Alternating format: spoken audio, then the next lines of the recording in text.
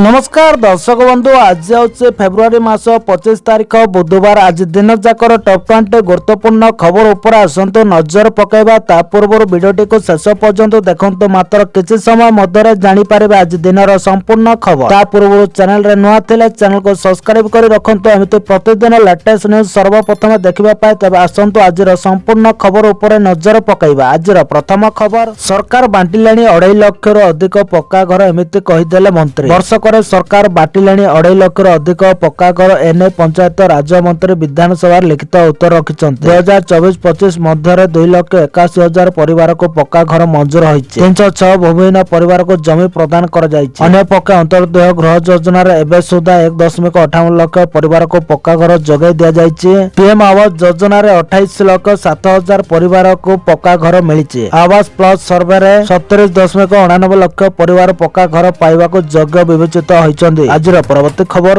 मार्च 31 सुधा संपत्ति तालिका निर्देश ग्रुप ए ठारू आरंभ करी चलित वर्ष मार्च 31 सुधा संपत्ति तालिका दाखल पाए राज्य सरकार निर्देश दैछन्ते। ग्रुप ए ठारू आरंभ करी ग्रुप डी पर्यंत समस्त को दाखल निर्देश दिया जाइछि। एचआरएमएस पोर्टल रे स्थावर और अस्थावर संपत्ति अपलोड पाए सरकार परामर्श दैछन्ते। 2025 वर्ष पाए शेष सुजोग न कले श्रृंखलागत कार्यानुष्ठान ग्रहण करा जिवो। जे विभाग पक्षरु सबु सरकारी विभाग आरडीसी एवं जिलापाल को चिट्ठी होइछि। आज परवर्ती खबर 5 वर्ष रे 310 सरकारी बाबू गिरफ 40 कोटी टंका होइछि जबत। गत 5 वर्ष रे 310 सरकारी अधिकारी और कर्मचारी गिरफ। आय बहिर्भूत संपत्ति ठूल और आर्थिक अनियमितता पाई गिरफ। 22 सरकारी अधिकारी और कर्मचारी संपत्ति बाजप्ती निर्देश 40 कोटी 84 लाख 67 हजार टंका होइछि जबत। विधायक रणेंद्र प्रताप स्वाई प्रश्न रे मुख्यमंत्री उत्तर। आज परवर्ती खबर अमानिया होउचन्ते ट्विन सिटी रो गाड़ी चालक। अमानिया होउचन्ते ट्विन सिटी रो गाड़ी चालक विधायक भैविक विषय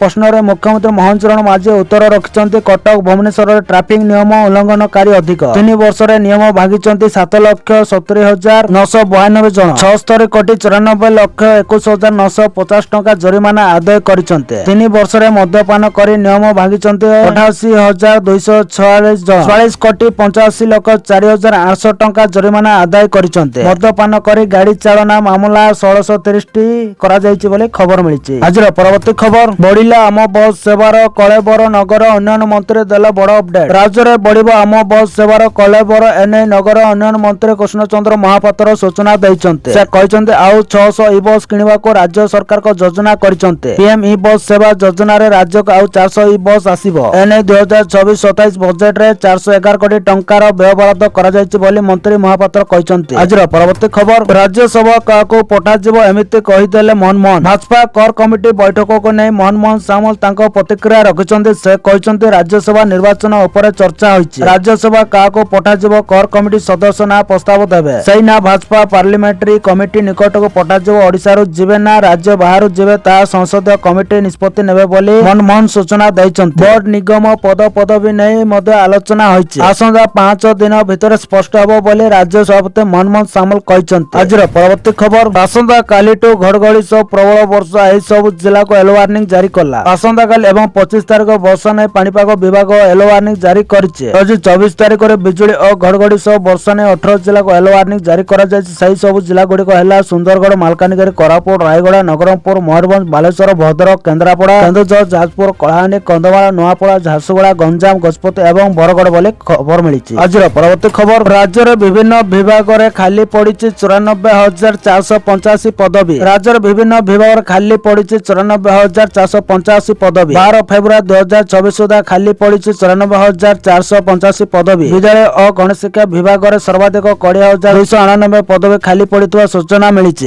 गृह विभाग रे 16,032, स्वास्थ्य रे 10,457 पदवी खाली पड़िछि। 12/4/2024 तारिख रु 12/2/2026 मध्य 39,505 नियुक्ति सरिछि। विधानसभा रे चक्रमणि कहरंक प्रश्न रे लिखित उत्तर रखिछन्ति मुख्यमंत्री मोहन चरण माझी। आज परवर्ती खबर फेब्रुआरी 2027 पूर्व राज्य रे हेबो नै पंचायत निर्वाचन। राज्य सरकार नेले बड़ निष्पत्ति। पंचायत निर्वाचन पूर्व ग्राम पंचायत गुड़िकर कौनसी साधारण पुनर्गठन किंबा नूतन सीमा निर्धारण न करने को राज्य सरकार निष्पत्ति नैछन्ते। संवैधानिक कटकणा एवं सत्यतम जनसंख्या तथ्यर अभाव कारण सरकार पंचायत पुनर्गठन के सीमा निर्धारण न करने को निष्पत्ति नैथिबा दर्शाइछन्ति सरकार। एने विधानसभा लिखित उत्तर रखिछन्ति କହିଛନ୍ତି ପଞ୍ଚାୟତ ରାଜ ପାନୀୟ ଜଳ ମନ୍ତ୍ରୀ ରବି ନାରାୟଣ ନାୟକ। 2027 ଫେବୃଆରୀ ପୂର୍ବରୁ ପଞ୍ଚାୟତ ନିର୍ବାଚନ କରିବା ନେଇ କୌଣସି ନିଷ୍ପତ୍ତି ହୋଇନାହିଁ ବୋଲି ପଞ୍ଚାୟତ ରାଜ ମନ୍ତ୍ରୀ ରବି ନାରାୟଣ ନାୟକ କହିଛନ୍ତି। ବର୍ତ୍ତମାନ ସମୟରେ ବ୍ଲକ ପଞ୍ଚାୟତ ପୁନର୍ଗଠନ କରିବା ପାଇଁ ପ୍ରଶାସନିକ ସ୍ତରରେ ନିଷ୍ପତ୍ତି ନିଆଯାଇ ନାହିଁ ବୋଲି ମନ୍ତ୍ରୀ କହିଛନ୍ତି। ଯେବେ ସରକାର ବ୍ଲକ ଓ ପଞ୍ଚାୟତ ପୁନର୍ଗଠନ ପାଇଁ ନିଷ୍ପତ୍ତି ନେବେ ସେହି ସମୟରେ ପ୍ରଚଳିତ ନୀତି ନିୟମ ସମ୍ପର୍କିତ ନିର୍ଦ୍ଦେଶାବଳୀ ଅନୁଯାୟୀ ବ୍ଲକ ଓ ପଞ୍ଚାୟତ ପୁନର୍ଗଠନ ପାଇଁ ଆସିଥିବା ପ୍ରସ୍ତାବ ଉପରେ ତର୍ଜମା କରି ନିଷ୍ପତ୍ତି ନିଆଯିବ ବୋଲି ମନ୍ତ୍ରୀ କହିଛନ୍ତି। ଆଜିର ପରବର୍ତ୍ତୀ ଖବର, ଦୁଇଟି ଟିମ୍ରେ ହେବ ରତ୍ନଭଣ୍ଡାର ଗଣତି ମଣତି। ରତ୍ନଭଣ୍ଡାର ଗଣତି ମଣତି ନେଇ ଶ୍ରୀମନ୍ଦିର ମୁଖ୍ୟ ପ୍ରଶାସକ ଅରବିନ୍ଦ ପାଢୀ ସୂଚନା ଦେଇ କହିଛନ୍ତି,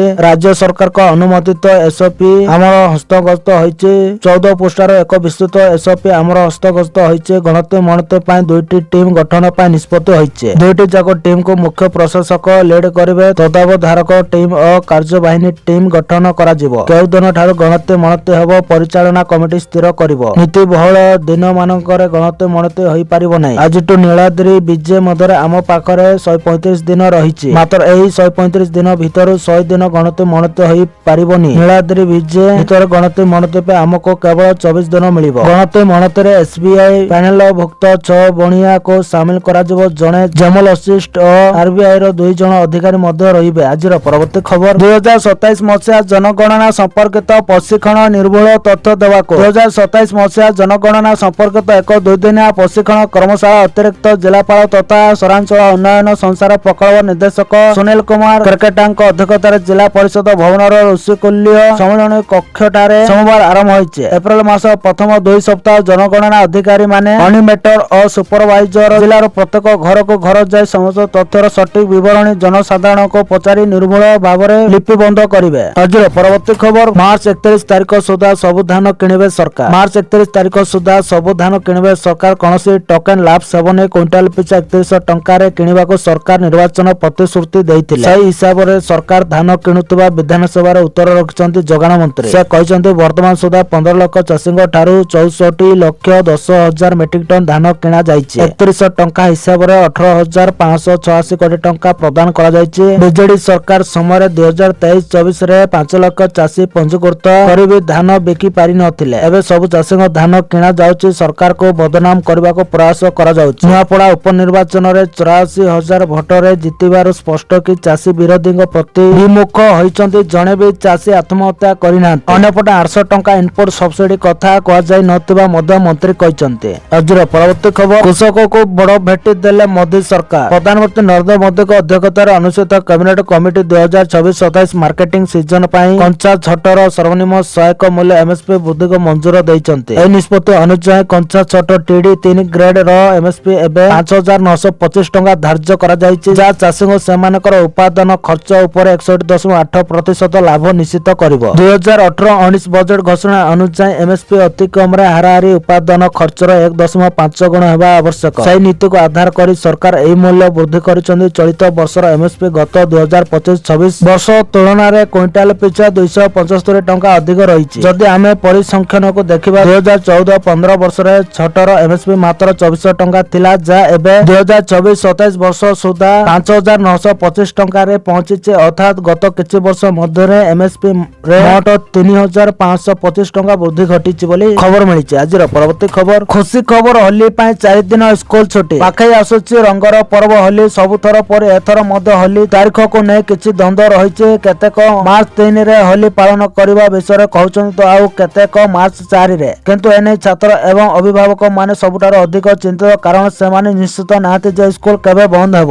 ମାର୍ଚ୍ଚ 4 ରେ ପାଳନ ହେବ ହୋଲି। 2024 ମସିହାରେ ରଙ୍ଗର ପର୍ବ ହୋଲି ବୁଧବାର 4 ମାର୍ଚ୍ଚରେ ପାଳନ କରାଯିବ। ହୋଲିକା ଦହନ ଗୋଟିଏ ଦିନ ପୂର୍ବରୁ ଅର୍ଥାତ୍ 3 ମାର୍ଚ୍ଚରେ ମଙ୍ଗଳବାରରେ ଅନୁଷ୍ଠିତ ହେବ। ଦେଶର ବିଭିନ୍ନ ସ୍କୁଲରେ ସାଧାରଣତଃ ରଙ୍ଗର ପର୍ବ ହୋଲି 4 ମାର୍ଚ୍ଚ ପାଇଁ ଛୁଟି ରହିଥାଏ, କିନ୍ତୁ ଅନେକ ରାଜ୍ୟ ଛୁଟି ବୃଦ୍ଧି କରିବାକୁ ଯୋଜନା କରୁଛନ୍ତି। ଉତ୍ତରପ୍ରଦେଶ ସରକାରଙ୍କ ଦ୍ୱାରା ପ୍ରକାଶିତ ବାର୍ଷିକ କ୍ୟାଲେଣ୍ଡର ଅନୁସାରେ ମାର୍ଚ୍ଚ 1 ତାରିଖ ରବିବାର ଛୁଟି। କ୍ୟାଲେଣ୍ଡର ମାର୍ଚ୍ଚ 2 ତାରିଖରୁ ହୋଲିକା ଦହନ ଏବଂ ମାର୍ଚ୍ଚ 4 ତାରିଖ ହୋଲି ପାଇଁ ଛୁଟି ଭାବରେ ତାଲିକାଭୁକ୍ତ କରାଯାଇଛି। ଆଜିର ପରବର୍ତ୍ତୀ ଖବର, କେନ୍ଦ୍ର ଦେଇଛି 10,727 କୋଟି। ମୁଖ୍ୟମନ୍ତ୍ରୀ, ରାଜ୍ୟ ସରକାର 2025-26 ଆର୍ଥିକ ବର୍ଷରେ କେନ୍ଦ୍ର ସରକାରଙ୍କ ଠାରୁ ବିଭିନ୍ନ ଯୋଜନାରେ ପାଇବାକୁ ଥିବା ଅର୍ଥ ମଧ୍ୟରୁ ପ୍ରାୟ 25% ମିଳିଛି। ଚଳିତ ଆର୍ଥିକ ବର୍ଷ ଶେଷ ହେବାକୁ ହାତରେ ଆଉ 36 ଦିନ ରହିଥିବା ବେଳେ ବଜେଟ ଅନୁଯାୟୀ କେନ୍ଦ୍ର ଅନୁଦାନ ବାବଦକୁ ଏବେ ମଧ୍ୟ 30,864 କୋଟି ଟଙ୍କା ବକେୟା ରହିଛି। ତେବେ ଚଳିତ ବର୍ଷ କେନ୍ଦ୍ର ଅନୁଦାନ ବାବଦକୁ 41 10,591.73 କୋଟି ଟଙ୍କା ରାଜ୍ୟ ପାଇବାକୁ ଲକ୍ଷ୍ୟ ରଖିଥିବା ବେଳେ 10,727 କୋଟି 52 ଲକ୍ଷ ଟଙ୍କା ପାଇଛି ବୋଲି ଅର୍ଥମନ୍ତ୍ରୀ ତଥା ମୁଖ୍ୟମନ୍ତ୍ରୀ ମୋହନ ଚରଣ ମାଝୀଙ୍କ ତଥ୍ୟରୁ ଜଣାଯାଇଛି। ବିଜେଡି ସଦସ୍ୟ ନିରଞ୍ଜନ ପୂଜାରୀଙ୍କ ପ୍ରଶ୍ନର ଉତ୍ତରରେ ମୁଖ୍ୟମନ୍ତ୍ରୀ ଦେଇଥିବା ତଥ୍ୟ ଅନୁଯାୟୀ 2025-26 ରାଜ୍ୟ ସରକାର କେନ୍ଦ୍ର ଅନୁଦାନ ବାବଦକୁ ମୋଟ 41,591.73 କୋଟି ଟଙ୍କା ପ୍ରାପ୍ତିର ଲକ୍ଷ୍ୟ ଧାର୍ଯ୍ୟ କରିଥିବା ବେଳେ ମହାଲେଖାକାର ଓଡ଼ିଶାଙ୍କ ଠାରୁ ପ୍ରାପ୍ତ ତଥ୍ୟ ଅନୁଯାୟୀ ଜାନୁଆରୀ ମାସ ଶେଷ ସୁଦ୍ଧା ଏ ବାବଦରେ ମୋଟ 10,727 କୋଟି 52 ଲକ୍ଷ ଟଙ୍କା ମିଳିଛି।